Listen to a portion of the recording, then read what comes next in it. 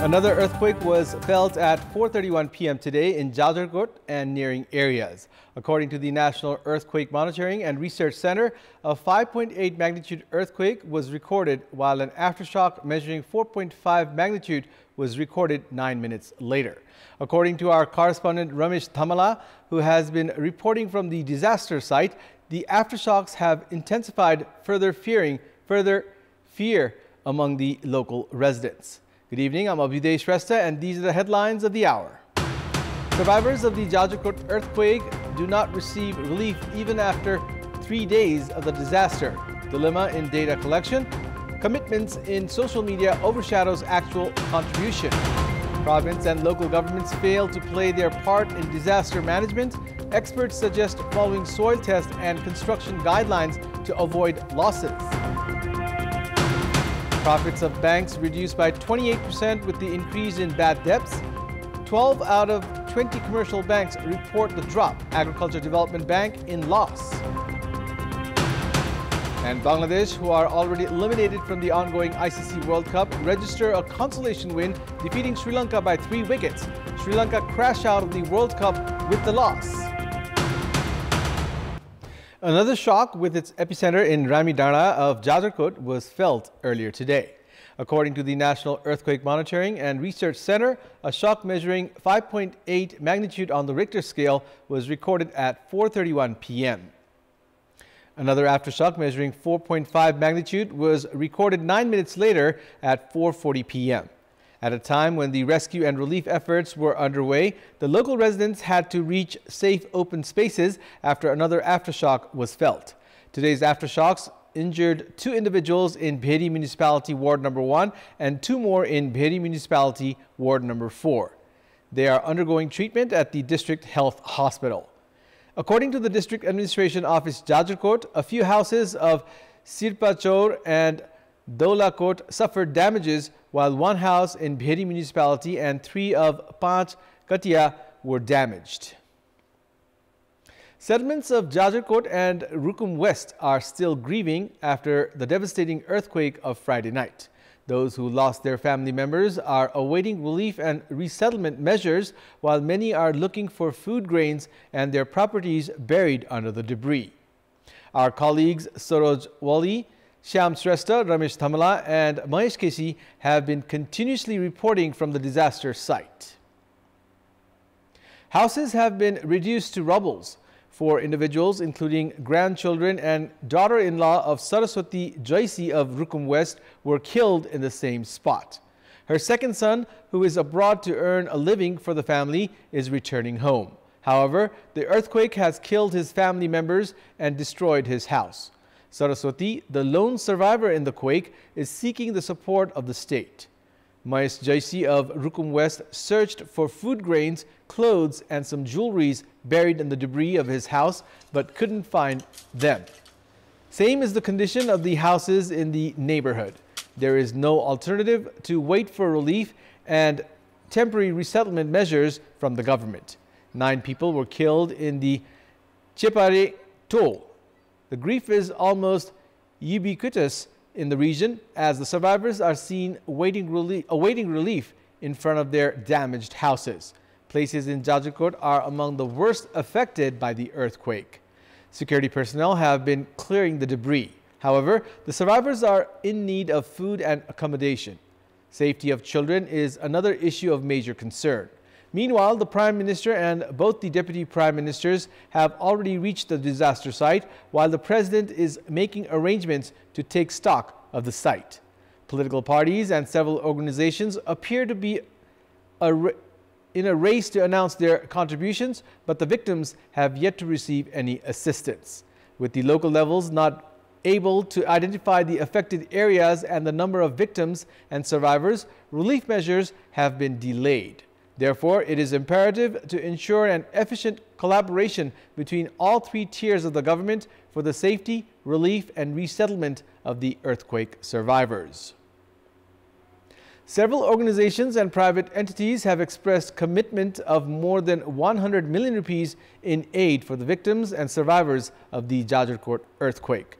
While rescue and relief efforts are underway in the earthquake-hit areas, many are still making commitments of aid in the capital. However, only 3 entities have deposited amounts in the Prime Minister Disaster Relief Fund. Patpatini Supermarket has deposited 11.1 million rupees in the Prime Minister Disaster Relief Fund. Buddha Air has deposited the same amount, while the LG Gas Industry Association has deposited 1.1 million rupees. According to the Office of the Prime Minister and the Council of Ministers, other organizations, private entities and political parties have committed of their support but have yet to deposit their amount of commitment. Bagmati and Lumini province governments have decided to provide 15 million rupees each in aid for the Jajarkot earthquake victims.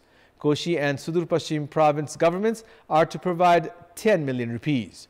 Nepali Congress has committed of providing 5 million rupees, CPN Maoist Center 6 million, Rashtriya Prajatantra Party 2.5 million, Pokhara Metropolis 5 million, NCEL 5 million, Citizens Bank 2.5 million, NRNA RK Group has committed of providing 2.1 million, and the NRNA 1 million rupees through their social network platforms and media, but they are yet to deposit the amount in the fund.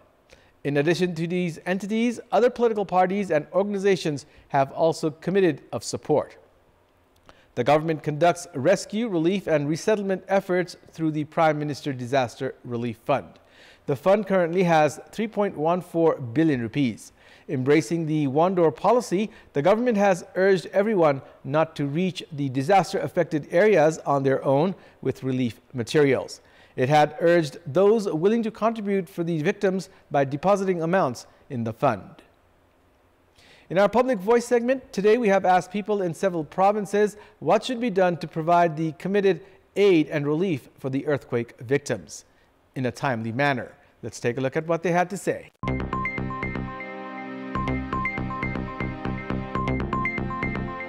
दात्री निकायहरूलाई आग्रह गरेर भए पनि अथवा नेपाल सरकारको आफ्नो क्षमताले भ्याएसम्म जतिसक्यो छिटो उद्धार राहत सामग्री सँगसँगै गरियो भने जनताले सेवा पाउनेछन्। सरकार मात्रै खटेर हुँदैन, सबैलाई परिचालन गरेर छिटो भन्दा छिटो राहत उपलब्ध गराउन सक्नुपर्छ। राहतका कुराहरुमा अलिकति पहुँचवालाले पाइरहेछन् भन्ने कुराहरु छ, यो पनि हुनु भएन। पीडितहरुको कहाँ क्षति भएको छ भन्ने कुरा ठाउँमा नै पुगेर सरकारले चाहेर छिटो भन्दा छिटो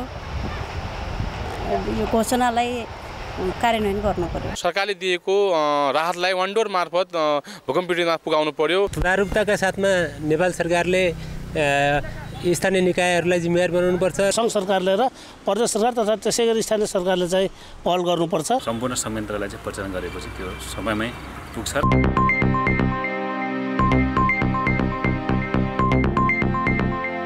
Based on the preliminary assessment of administration offices, 905 houses have been completely damaged in Jajarkot, while 2,136 were destroyed in Rukum West. Some houses have also suffered damages in other districts. In addition to that, other fiscal infrastructures have also suffered damages.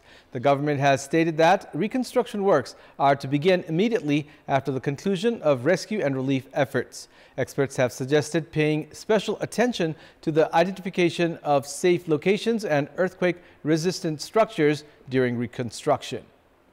Complete details of the damages of fiscal infrastructures in the Jajarkot earthquake have yet to be prepared. It is the responsibility of the state to proceed with reconstruction after ensuring temporary management of the victims in the first phase. However, experts have claimed that other major earthquakes could strike western Nepal.